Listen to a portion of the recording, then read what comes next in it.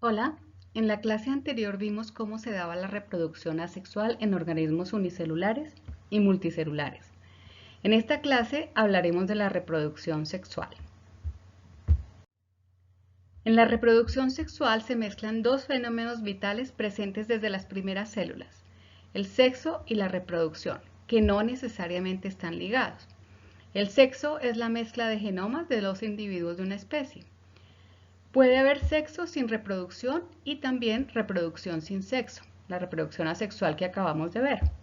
Los dos eventos aparecieron en los unicelulares independientemente y se unieron para formar la reproducción sexual en los protistas.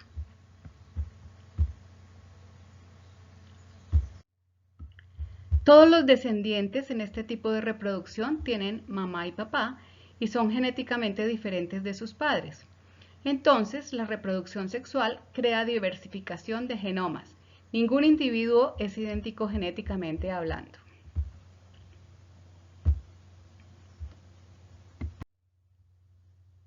Todos los organismos que tienen reproducción sexual tienen alternancia de generaciones. Esto es, alternan entre fase haploide producida a través de la meiosis y fase diploide producida a través de la fertilización o singamia. La duración de cada una de las fases varía en el ciclo de vida de los organismos. Esta diferencia en la duración relativa produce tres tipos de ciclos de vida: gamético, espórico y cigótico. La meiosis terminal o gamética, en el que el cuerpo del organismo adulto es diploide. La fase haploide se limita a unas células contenidas y dependientes del organismo adulto. Aquí estamos los animales y plantas más complejas. La mayor parte de nuestra vida somos diploides y solo en nuestras gónadas se alojan los gametos que son los producidos por la meiosis y son haploides. En las plantas superiores ocurre algo similar, con solo unas pocas células en el ovario o en los estambres siendo haploides. Hay también organismos que tienen una fuerte alternancia de generaciones, en las que se puede reconocer organismos haploides y organismos diploides. Es decir, que en su cuerpo poseen células con números impares o pares de cromosomas respectivamente. Es común en algas, hongos y plantas inferiores. En este ejemplo podemos ver en un briófito en el que la fertilización produce un cigoto que inicia la fase diploide, que se desarrolla en su fase diploide produciendo esporangios en donde ocurre la meiosis que resultan en esporas haploides, que germinan y producen individuos haploides y desarrollan estructuras especializadas, anteridios y arquegonios, que producen gametos que se fusionan durante la fertilización para volver a la fase diploide. Otro ejemplo similar está en los musgos. En morado pueden ver la fase haploide y en azul la fase diploide. Tenemos individuos haploides que producen esporas que germinan y sus resultados son individuos que producen gametos que se unen durante la singamia. En protistas tipo hongos también encontramos este tipo de ciclo espórico. En los helechos podemos ver claramente este tipo de ciclo. El cigoto se desarrolla en un esporofito diploide que desarrolla esporangios, donde se forman las esporas por meiosis. Las esporas germinan y se desarrollan en un gametofito que es haploide y que produce gametos por mitosis en sus anteridios y en sus arquegonios. El otro extremo es la meiosis inicial o cigótica, que significa que la meiosis se da inmediatamente después de la singamia. El individuo es básicamente de cuerpo haploide. Para individuos multicelulares, si le toma una célula de su cuerpo y hago cariotipo, el número de cromosomas va a ser impar. La fase diploide entonces es muy breve. Este tipo de ciclo lo poseen hongos, algunas algas y muchos protistas. Se llaman también ciclos haplontes.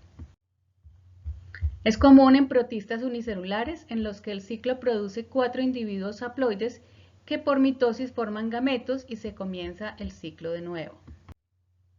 Otro ejemplo en esta famosa alga, en donde miren la fase diploide es muy corta, mientras que la fase haploide constituye la mayoría del tiempo de su ciclo de vida. El cigoto es el que sufre la meiosis.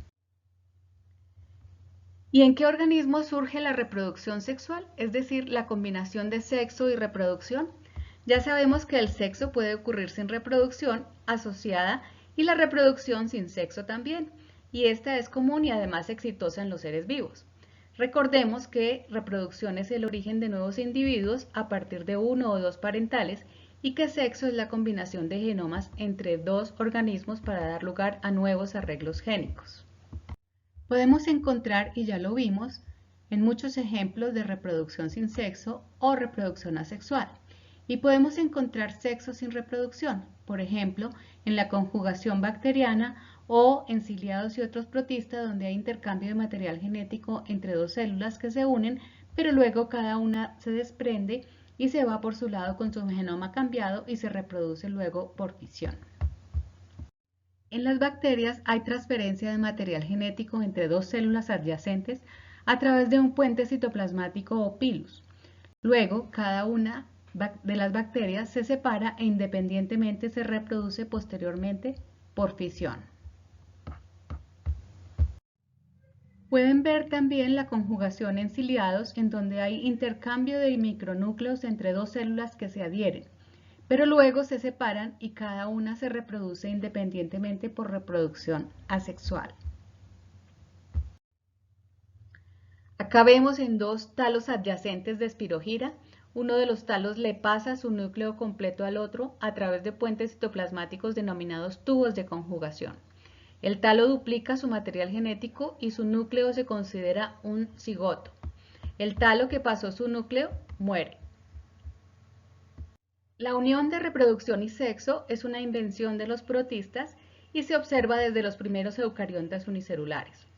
Para que se dé reproducción sexual se requiere de dos procesos importantes. La meiosis en primer lugar, que permite la reducción del complemento cromosómico de diploide a haploide, permite también la recombinación genética o una nueva organización del material genético en los cromosomas a través del crossing over y permite la mezcla de los cromosomas de cada origen parental durante la segregación de los homólogos. Todas estas características organizan el genoma de los gametos en un genoma diferente del parental. La meiosis entonces permite ampliar la variabilidad genética especialmente a través de tres mecanismos: la recombinación entre homólogos, la segregación azarosa de los cromosomas homólogos, sabiendo que cada cromosoma tiene dos opciones de ir a cada célula hija, es decir que son 2 a la n opciones, donde n es el número de cromosomas, para que se arregle el material genético en las nuevas células hijas. Finalmente, la reducción del complemento cromosómico a la mitad por la segunda meiosis. Cabe aclarar que en la ovogénesis animal el material genético correspondiente a los cuerpos polares se pierde. El azar determina qué célula lleva qué material genético. Este rearreglo del material genético implica que cada gameto tenga un genoma único y por ende cualquier descendiente de reproducción sexual también es genéticamente único. Otro de los mecanismos importantes a evolucionar con la reproducción sexual es el reconocimiento entre los gametos de una misma especie, que incluye todos los mecanismos de atracción química entre los gametos para que se pueda dar la singamia sin equivocación y que se evite la polispermia y la fertilización interespecífica. Imagínense en los pulsos reproductivos, por ejemplo en los arrecifes de coral, donde múltiples especies liberan al tiempo gametos femeninos y masculinos. Debe haber mecanismos de atracción, reconocimiento, que son muy importantes para la fertilización y que sea exitosa, y se obtenga así una nueva generación. Igualmente en las plantas incluyen la atracción para el crecimiento del tubo polínico, por ejemplo. ¿Cuáles son las ventajas de la reproducción sexual?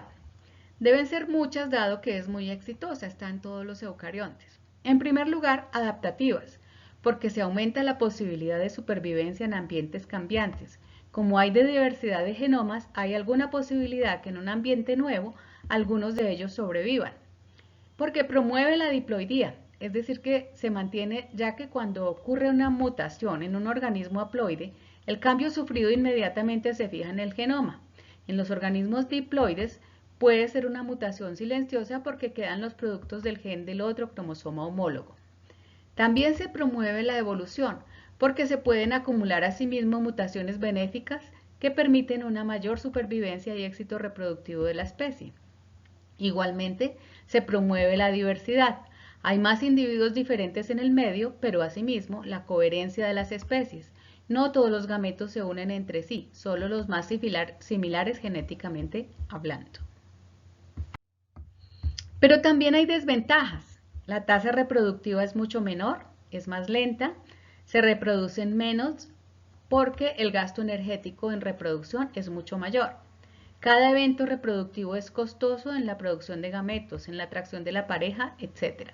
Asimismo, aunque se pueden fijar las mutaciones benéficas, solo la mitad de ellas pasan a la siguiente generación, en algunos casos se pueden perder. También hay menor capacidad de dispersión y ocupación de nuevos espacios y hábitats, y es mucho menos eficiente en ambientes estables. La reproducción asexual es también exitosa, ya que muchas especies la tienen como reproducción predominante o alternativa.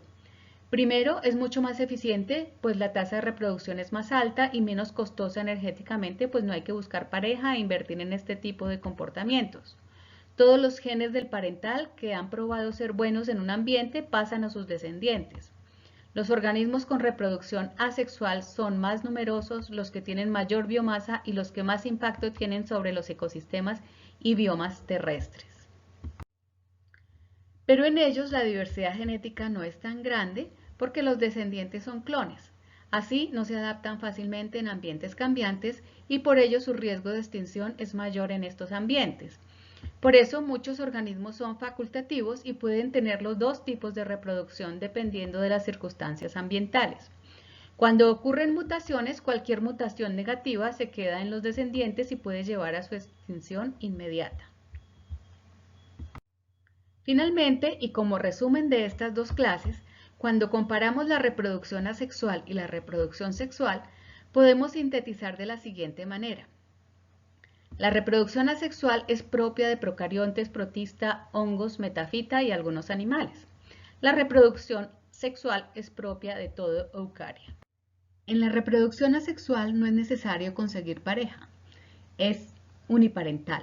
En la reproducción sexual encontrar pareja es obligatorio.